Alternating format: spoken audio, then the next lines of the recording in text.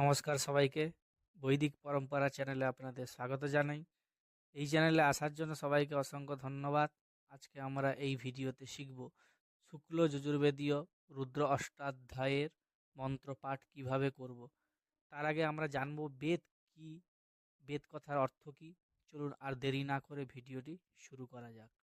বেদ শব্দের অর্থ হলো জ্ঞান রাশি। বেদ শব্দটি মুখ্য ও গৌণ দুই অর্থে ব্যবহৃত হয়। মুখ্য অর্থ হলো জ্ঞান রাশি এবং গৌণ অর্থ হলো শব্দ রাশি। বেদ শব্দের ব্যুৎপত্তি হলো বিদ ধাতুর দ্বারা জ্ঞানার্থ ও সত্যার্থ ও লাভার্থ ও বিচারার্থ এই চার প্রকার অর্থ নির্দেশ করে। বিদ ধাতু করণ এবং অধিকরণ কারকে ঘয় প্রত্যয় যোগ করলে বেদ শব্দ সিদ্ধ হয়ে থাকে। বেদ সম্পর্কিত কিছু তথ্য আমরা জানব।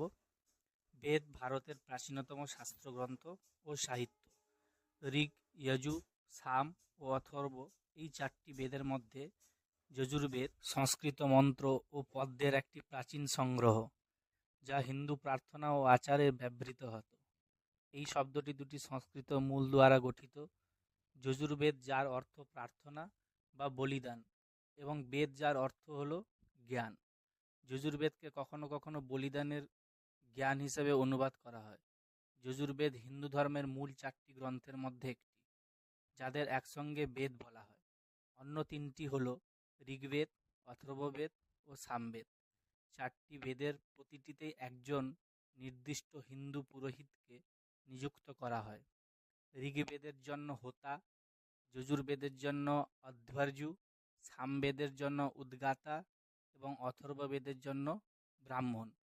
ঋগ্বেদ বেদগুলির মধ্যে প্রাচীনতম এবং সমস্ত ইন্দো ইউরোপীয় ভাষায় লেখা।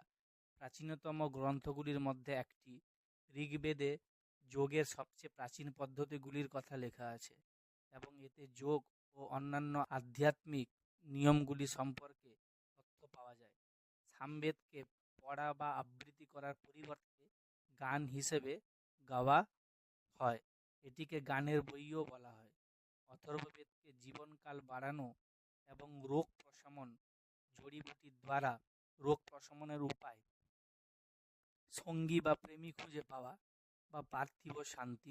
এখন আমরা মঙ্গলাচরণ করব। মঙ্গলাচরণ কিভাবে করতে হয় সেটা ভালো করে মন দিয়ে শুনুন। মঙ্গলাচরণ কেন করতে হয় এবং কিসের জন্য করতে হয় আমি এর পরের ভিডিওতে আপনাদেরকে দিয়ে দেবো, আপনারা দেখে নেবেন। আমি যেভাবে বলছি আমার সাথে সাথে আপনারাও বলতে থাকুন। অথ মঙ্গলাচরণম, অথ মঙ্গলাচরণম। ওং নমঃ শ্রী ভগবতে বেদপুরুষায় নমঃ। ওম নমঃ শ্রী ভগবতে বেদপুরুষায় নমঃ। ওং নমঃ শ্রী গুরুচরণকমলেভ্যো নমঃ। ওং নমঃ শ্রী গুরুচরণকমলেভ্যো নমঃ। ওং নমঃ শ্রী সরস্বত্যৈ নমঃ। ওং নমঃ শ্রী সরস্বত্যৈ নমঃ। ওং নমঃ শ্রী গণেশায় নমঃ। ওং নমঃ শ্রী গণেশায় নমঃ। সবাই আমার সাথে সাথে পাঠ করতে থাকুন। অত ধ্যানম অজাস্য পীতবর্ণস্যাৎ যজুর্বেদোক্ষসূত্রধৃৎ वामे कुलिशपाणिस्तु ভূতিদো মঙ্গলপ্রদঃ। সবাই বলুন আমার সাথে সাথে। অজাস্য পীতবর্ণস্যাৎ যজুর্বেদোক্ষসূত্রধৃৎ বামে কুলিশপাণিস্তু ভূতিদো মঙ্গলপ্রদঃ। প্রার্থনা করুন। গণনাথ সরস্বতী রবি শুক্র বৃহস্পতি পঞ্চেতানি স্মরেন নিত্যম বেদবাণী প্রবর্ততে। আবার বলুন আমার সাথে সাথে। গণনাথ সরস্বতী রবি শুক্র বৃহস্পতি পঞ্চেতানি স্মরেন নিত্যম বেদবাণী প্রবর্ততে। দেখুন, প্রথমে শিখতে গেলে আমাদেরকে আকার, হর্ষইকার, দীর্ঘইকার, হর্ষউকার, দীর্ঘৌকার, একার, ঐকার, ওকার, ঔকার, এগুলো আমাদেরকে মাথায় রাখতে হবে। তো অ এর পরে আ, তো এটা হলো দ্বিমাত্রা। অ হলো এক মাত্রা আর আ হলো দ্বিমাত্রা। তো এক মাত্রা ভবেদ হ্রস্ব, দ্বিমাত্রা দীর্ঘ উচ্চতে। তো যখন আমরা দুটো বর্ণ উচ্চারণ করব তো মাত্রাটা দীর্ঘ হবে।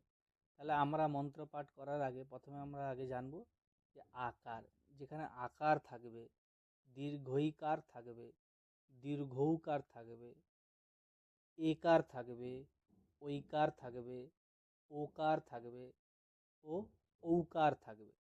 তো যেখানে যেখানে আকার, দীর্ঘইকার, হর্ষ উকার, ঐকার, ঔকার, ঔকার, এগুলো যেখানে থাকবে সেখানে একটু টান হবে। তো হর্ষইকারে হবে না, হর্ষ উকারে হবে না। যেখানে যেখানে দীর্ঘইকার থাকবে, দীর্ঘ বর্ণ মানে হচ্ছে দুইটা মাত্রা থাকবে, দ্বিবর্ণ থাকবে, তো সেখানে এগুলো টান হবে। যেমন ধরুন গণানান ত্বা, তো গণার পরে আকার আছে। দেখুন ভালো করে, ণয়ের পরে আকার আছে, ণ যুক্ত আকার, তাহলে হলো কি দ্বিবর্ণ। তাহলে গণানান ত্বা, তো ত্বার পরেও আকার আছে, তো আকারটা দীর্ঘইকারের মতো উচ্চারণ হবে। গণানান ত্বা গণপতিজ্ঞ প্রিয়াণান ত্বা, তো এইভাবে হবে। তো আমরা কি জানবো? গণানান ত্বা গণপতিজ্ঞ। দেখুন তীতে কিন্তু দীর্ঘইকার নেই, এখানে হর্ষইকার আছে, তো এখানে টান হবে না। তো এইভাবে আমরা বলবো গণানান ত্বা গণপতিজ্ঞ। এই যে এই যে গু কি করে হলো, এখানে আমি নিচে স্ক্রিনে দিয়েছি দেখুন, এটা হচ্ছে গুয়ের মতন উচ্চারণ হবে। তো গণানান ত্বা গণপতিজ্ঞ হবামহে, দেখুন হবা, বয়ের পরে আকার আছে, তো হবামহে। আবার হচ্ছে প্রিয়াণান ত্বা, তো পয়ের পরে আবার পয়ের সাথে দীর্ঘইকার আছে, তো প্রিয়াণান ত্বা প্রিয়পতিজ্ঞ, তো পয়ের সাথে দীর্ঘইকার আছে, তারপরে ইয়র সাথে আকার আছে, ণয়ের সাথে আকার আছে, তো প্রিয়াণান ত্বা, এগুলো একটু টেনে টেনে বলতে হবে, প্রিয়াণান ত্বা। তো পয়ের পরে আবার দীর্ঘইকার আছে, প্রিয়পতিজ্ঞ, প্রিয়পতিজ্ঞ, তো তয়ের সাথে হর্ষইকার আছে, তাহলে এখানে আমরা টান নেব না, প্রিয়পতিজ্ঞ। তো কি হলো? প্রিয়াণান ত্বা প্রিয়পতিজ্ঞ হবামহে। তো বয়ের পরে আকার আছে, তো আমাদেরকে প্রথমে মাথায় রাখতে হবে যে আকার, দীর্ঘইকার, দীর্ঘৌকার, একার, ঐকার, ওকার, ঔকার, এইগুলোকে, এই দ্বিবর্ণগুলোকে আমাদের মাথায় রাখতে হবে প্রথমে। তো এগুলো মাথায় রাখলে এগুলোতেই কিন্তু দীর্ঘই মতো উচ্চারণ হবে, মানে একটু বেশি টান হবে। আর যেগুলো নেই, একমাত্রা যেগুলো আছে, তো সেগুলোতে টান হবে না, মানে দীর্ঘইয়ের মতন উচ্চারণ হবে না। তো সেকেন্ড লাইন আপনারা দেখুন, প্রথমে আমি মন্ত্রটা ওপরে লিখে দিয়েছি, তারপরে লাইনটা হচ্ছে মন্ত্রটাকে আমি ভেঙে দিয়েছি। আপনারা কিভাবে করবেন আমার সাথে সাথে বলুন। ওম গণানান ত্বা গণপতিজ্ঞ হবামহে প্রিয়াণান ত্বা প্রিয়পতিজ্ঞ হবামহে নিধীনান ত্বা নিধিপতিজ্ঞ হবামহে বসো মম আহমজানি গর্ভধমা ত্বমজাসি গর্ভধম্ম। আবার বলুন, গণানাং ত্বা গণপতিগ্গো হবামহে প্রিয়াণাং ত্বা প্রিয়পতিগ্গো হবামহে নিধীনাং ত্বা নিধিপতিগ্গো হবামহে বসো মম আহমজা নিগর্ভধমা ত্বমজাসি গর্ভধম্ম। তারপরে আপনারা দেখুন সেকেন্ড লাইন, আপনাদের উচ্চারণ করার সুবিধার্থে মন্ত্রটাকে আমি ভেঙে দিয়েছি। তো প্রথমে আপনারা কি করবেন, এই সেকেন্ড লাইনে যে মন্ত্রগুলো আছে তো এইভাবে আপনারা প্রথমে কেটে কেটে বলবেন।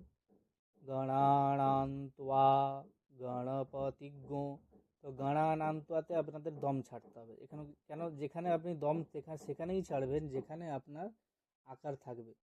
গণানাং ত্বা গণপতিগ্গো হবামহে, আবার প্রিতে পয়ের সাথে দীর্ঘইকার আছে, তো এখানে আপনি আবার দীর্ঘের মতন উচ্চারণ করে এখানে আপনি আবার দম নেবেন। তো এইভাবে আমরা উচ্চারণ করব।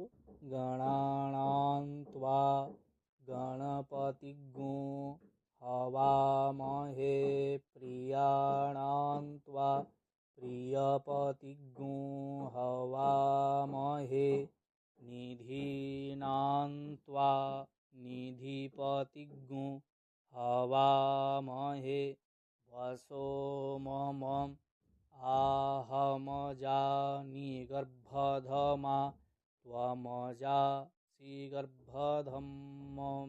তো আপনারা মন্ত্রটাকে নিচে দেখুন, মন্ত্রটাকে এইভাবে আপনারা উচ্চারণ করবেন।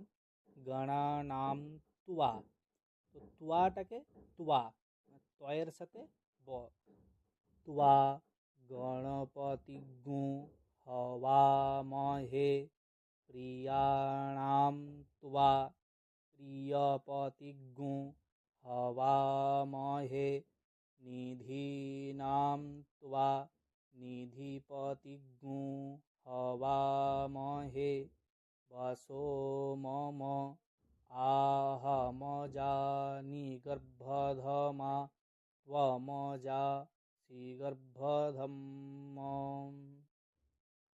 তো আমার সাথে সাথে আপনারা মন্ত্রটা আবার পাঠ করুন।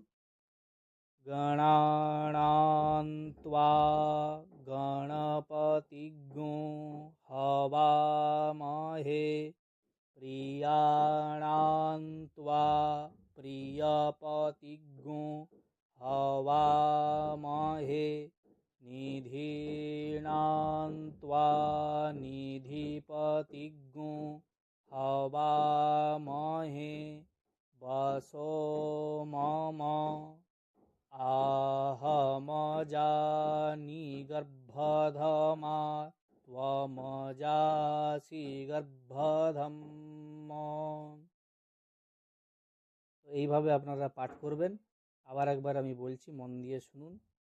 গণানাং ত্বা গণপতিগ্গো হবামহে প্রিয়াণাং ত্বা প্রিয়পতিগ্গো হবামহে নিধীনাং ত্বা নিধিপতিগ্গো হবামহে বসো মম আহমজা নিগর্ভধমা ত্বমজাসি গর্ভধম্ম। আপনারা আমার মন্ত্রটি শুনলেন, কোথায় আমি দম নিলাম, কোথায় আমি দম ছাড়লাম। আশা করি আপনাদের এই ভিডিওটিতে আমি বোঝাতে পারলাম। যদি আপনারা না বুঝতে পারেন, কোন জায়গাটায় কিছু বুঝতে পারলেন না, সেটা আমাকে অবশ্যই কমেন্ট করে জানাবেন। আর আমার এই ভিডিওটি ভালো লাগলে অবশ্যই লাইক, কমেন্ট এবং শেয়ার করে দেবেন। চলুন, আপনাদের সাথে আবার দেখা হচ্ছে নেক্সট ভিডিওতে।